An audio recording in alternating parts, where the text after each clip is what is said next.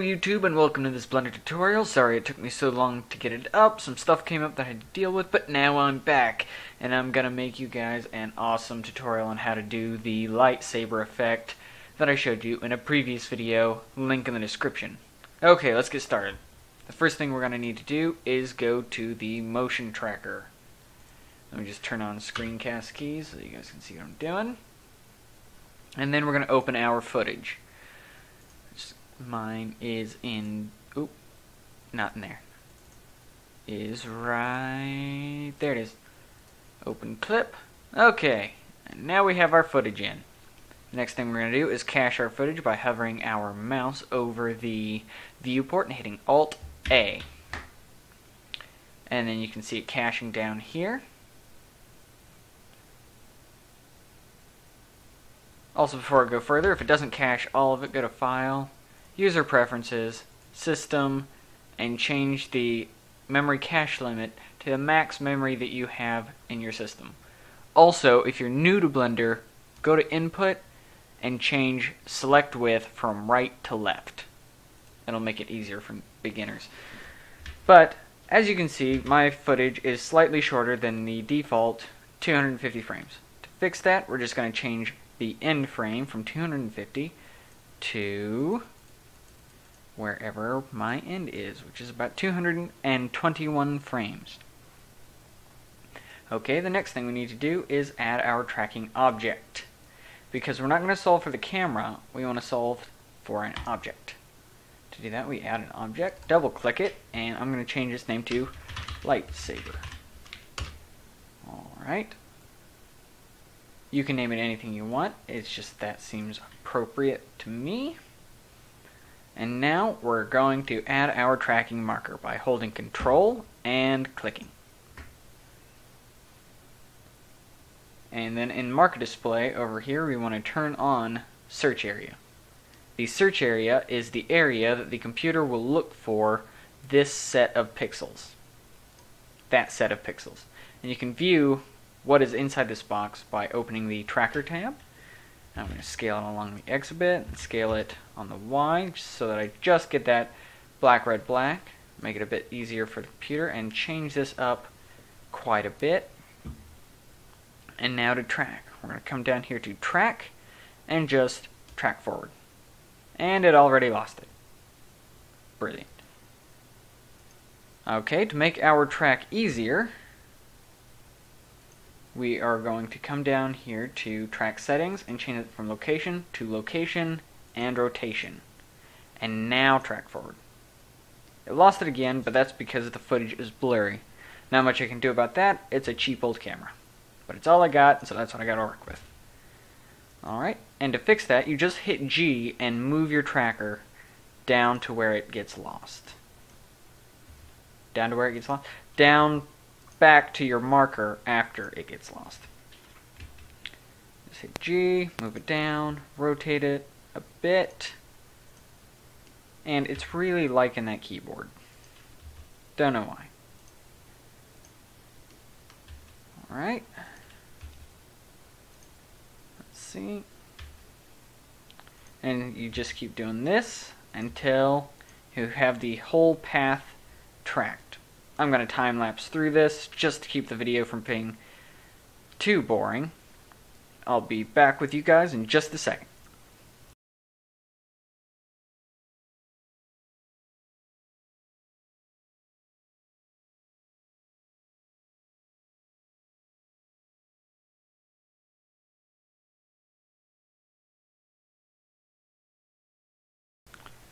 Okay. That's our first tracking marker done, and then we're going to see if our track looks right by hovering our mouse over the viewport again and hitting Alt-A.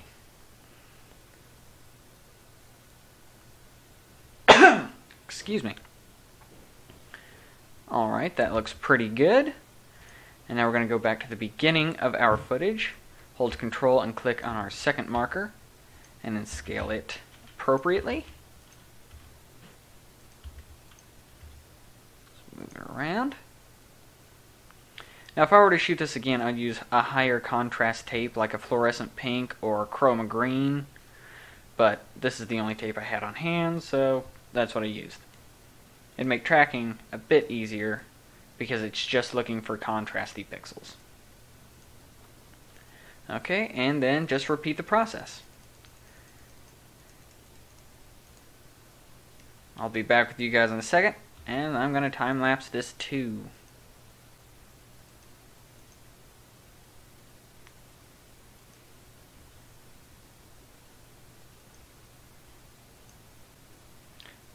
Okay, that's our second track done, and we're just going to check and see if that one worked also. Yep, looks like it's doing good so far. Yep, it's good. Okay, so after that we're going to select both of our tracks just by shift selecting. Go to Solve, click Tripod, and Solve Object Motion. Now you'll notice that there's a solve error down here that says solve error 3.8 or 3.6. It is an appallingly bad solve error, but since we're not actually using the solve data for these tracks, it doesn't really matter that much. We're just going to track a point to where the center of this marker is. So, that being done, oh yeah, before I move on, I'm going to change this to L for lightsaber top, and this one to L bottom. Now, if I was gonna have two lightsabers in the scene, instead of L, I'd put the first letter of the color, or the full color that they are, and top and bottom, so that I knew which tracks were which later. That will be important later, just keep it in mind. Now we're going to go to Default, hit Shift A to add in a camera, and hit N to bring up the side panel and zero out the rotation. Alright, then hit RX90 and bring the camera back. Go. Next, hit 0 to go into camera view, and then scroll down here to background images. Tick the box, add image, movie clip, and uncheck camera clip, and select your footage. There we go. We have it in the viewport now. Now we need to add in the point that we're going to use for tracking. Hit Shift A, empty, plane axis. You can use any empty you like. It's just the plane axis is the one I like to use for most things. Alright, now we're going to select our empty and go over to Add Object Constraint, Follow Track. The object is the lightsaber that we created earlier. The track is L top, and the camera is our camera. We're going to hit Alt A to make sure it tracked right. Yep, it seems to be following our lightsaber pretty good. Or pretty well, rather. Now we're going to add in another empty and repeat the process. Add in follow track, lightsaber, except this time we're going to do L bottom and camera. Now make sure those are both tracking correctly. Yep, they seem to be. Okay. Third thing we need to do in this scene is add in our lightsaber blade. And to do that, we're going to add a mesh cylinder. As you can see, it is huge. And we're going to scale it down just by hitting S. And scale it up on the Z. About there, and hit RY90. And hit G to move it up to your lightsaber. You want the bottom to be about on that empty. There we go. It seems to be lined up right. Now we're going to hit Tab to go into Edit Mode. And we'll go to Face Selection and select the top face. Because if you've watched the movies, the lightsabers do have a bit of a point. Bring it out a bit, scale it down. Hit E again, scale it down some more. Bring that one back. Alright. Yeah, it looks alright. Yeah, zoomed in too much. Alright. Hit E and scale that in.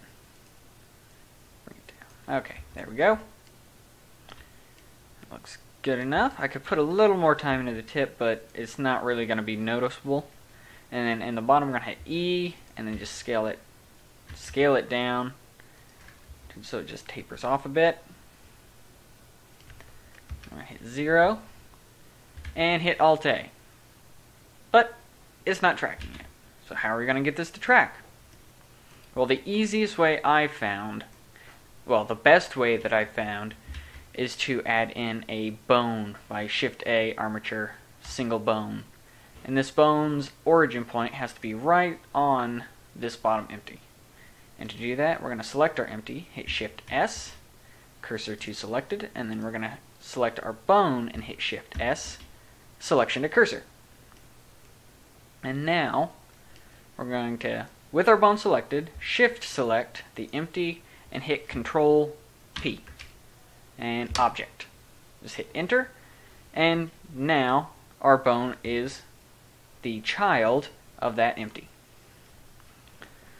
So, now we're going to select our bone again, add a constraint, stretch to, and the target is empty, which is that empty, but because it is oriented wrong, we're going to have to hit Tab and A, RZ90. Oh, whoops. Or just select the top and move it over to your second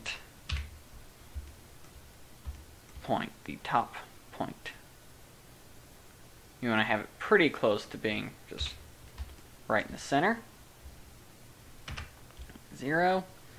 Make sure everything's still lined up right. Looks like this.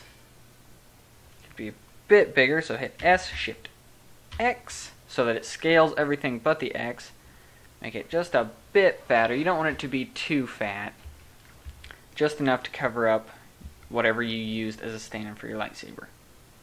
But now we're going to select the cylinder and Shift select the bone and hit Control P. Object with automatic weights. Alright, now let's see if the cylinder moves. And it does. And just so that we can see it better, I'm going to select the bone and hit H to hide it. There we go. Now we have our cylinder following our track. And if we render it right now, you're probably not going to see anything, because we need to give it a material. And we're going to go into Cycles Render. It's the easiest way to do this that I've found. And change this from diffuse to emission. There it is. And change the strength to 50. Now the next thing we need to do is come down here to film and change this to transparent. Turn our exposure to 2. And turn on the motion blur. And change it to 2 also. Now what the motion blur is going to do is it is going to basically simulate exposing the camera longer so that we get the trail that lightsabers have. Because I've seen some other tracking videos where the lightsaber doesn't have a trail, and that always just bugged me because in the film they have trails, and if you rotoscope it, it's going to have a trail. But to my knowledge, this is the only way that you can do it without rotoscoping. And now we're going to go into compositing. And this is where we will determine what color our lightsaber is, and its glow, and how much it glows. Basically everything. We're going to click Use Nodes. We're going to render image right quick, just so that we have a reference point so that we can see what's going on. And it's probably a little pixelated for you, just because it's half of 1920 by 1080. I'm going to turn mine up to full right quick, just so I get a bit cleaner render. That's a bit better. And the first thing we're going to do is add an alpha over node.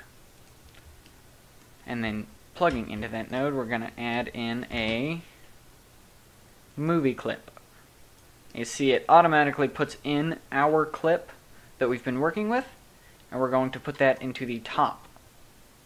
Because for some reason, the top input is what is going to be under the bottom input. I really feel like those two should be switched, but it's not up to me. And you can see that it's leaving a bit of red there on the back, so we can fix that just by moving our cylinder back a bit. Render image. There we go. You may want it to have a little bit of space between your hand. I don't know. I think I want more space than that. It looks like I'd burn my hand. Okay, yeah. I'll just leave it like that. That's fine. Okay. Now we have a white stick. Beautiful. Job done. That's the end of the lightsaber. Okay, I'm joking. We're going to have to add in a glare node. And beautiful. Look at that. It's gone crazy. Okay, to fix this hot mess, we're going to change it from streaks to fog glow to get a very, very strong glow effect. Fix that. We're going to have to change it down to about 6. 6 is the lowest it lets you go. Not really sure why. Yeah, 6 is the lowest it'll let you go. And turn the mix up to 1. But how are we going to change the color? Well, I'll show you. Add in a mix node. Turn it to multiply. And change the color here to whatever color you want your lightsaber to be. I want mine to be a lighter blue, sort of like the original Star Wars. And now, if we go to a part where the lightsaber is in a lot of movement and render right quick to see what our trail looks like, we get garbage. Total garbage. Okay. As you can see, it's a little transparent, it's super fuzzy, it looks just nasty. Okay, but there's a really easy fix for this. Hit Shift A, search blur node. Put it over here, and turn up the blur to about 5 on the X and Y. Maybe even 6. Okay, that's already looking a bit better, but it's still transparent, and the original ones didn't look like that. Okay, we're going to have to add in another mix node. But this one is going to be an add node. We're going to put in our original image so that now it is more opaque. And you can still see that it is a bit nasty around the edges. You can Shift D to duplicate the blur node and soften those edges up a bit. You might want to turn up your glow a bit after this, because it does wash out some of your glow doing this. And looking pretty good. There's still these little lumps around here. If you really want to get rid of those, you can change your samples up to like 50, I found. Gets rid of most of those bumps. It gives you a lot cleaner render. Yeah, see? Gives it a lot smoother render, but it will increase your render time by quite a lot. So I'm going to leave mine at 10. Just because I kind of like the bumps. It makes it look like it is a stream of plasma that's going to like cut through something, or it's pulsing or something. It just looks cool to me. Anyway, now we have our lightsaber effect. And after all of these nodes, if you really wanted to, you could Shift A and look up like a color balance, and you can change the color of your scene and do some like quick color correction.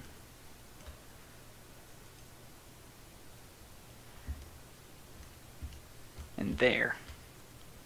Now you are ready to be either a Jedi Master or a Sith Lord.